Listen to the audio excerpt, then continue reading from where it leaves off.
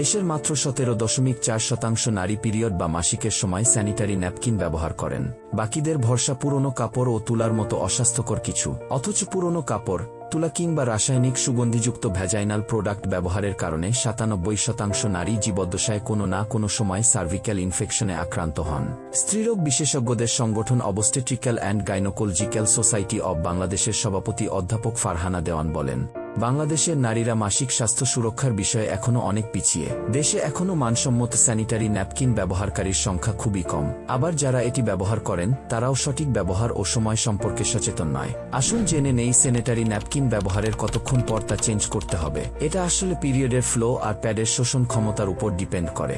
Belt সহ ও belt ছাড়া দু ধরনের প্যাড পাওয়া যায়। নরমালি স্যানিটারি প্যাড 6 থেকে 7 ঘন্টা পর পর চেঞ্জ করতে হয়। যাদের হেভি ফ্লো হয় তাদের 3 থেকে 4 ঘন্টা পর পর চেঞ্জ করতেই হবে। স্যানিটারি ন্যাপকিন সম্পূর্ণভাবে ভিজে যাওয়ার আগেই পরিবর্তন করে ফেলুন। বেশি দেরি করলে লিকেজ হতে পারে, ইনফেকশনের চান্স বেড়ে যেতে পারে।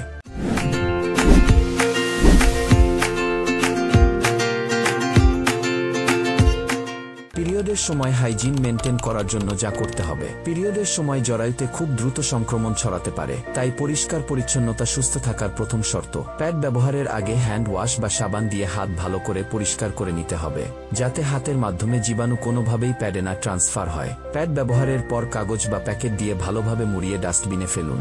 স্যাঁতসেঁতে জায়গায় জীবাণুর জন্ম হয় খুব তাড়াতাড়ি, তাই খোলা অবস্থায় ওয়াশরুমে ফেলে রাখা যাবে না। পিরিয়ডের সময় পরিষ্কার পরিচ্ছন্নতা মেনে না চললে যে সকল সমস্যা হতে পারে। মাসিকের সময়কার পরিচ্ছন্নতা মেনে না চললে সংক্রমণ হতে পারে। সংক্রমণ হলে জ্বর, জরায়ুমুখ থেকে দুর্গন্ধযুক্ত বা ঘন তরল নিঃসরণ এবং তলপেটে ব্যথা হতে পারে। সংক্রমণ জটিল আকার ধারণ করলে ডিম্বনালী পর্যন্ত আক্রান্ত হতে পারে, ফলে সন্তান ধারণ ক্ষমতা কমে যাওয়ার ঝুঁকি থাকে।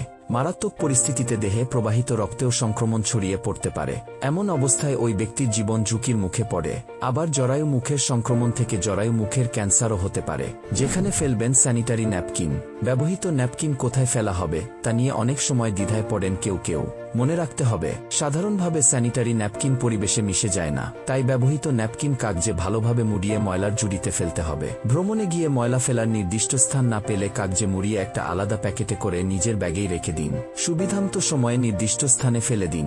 হাওর বা কোনো জলাশয়ে ভ্রমণের সময়ও এই নিয়ম মেনে চলুন অবশ্যই।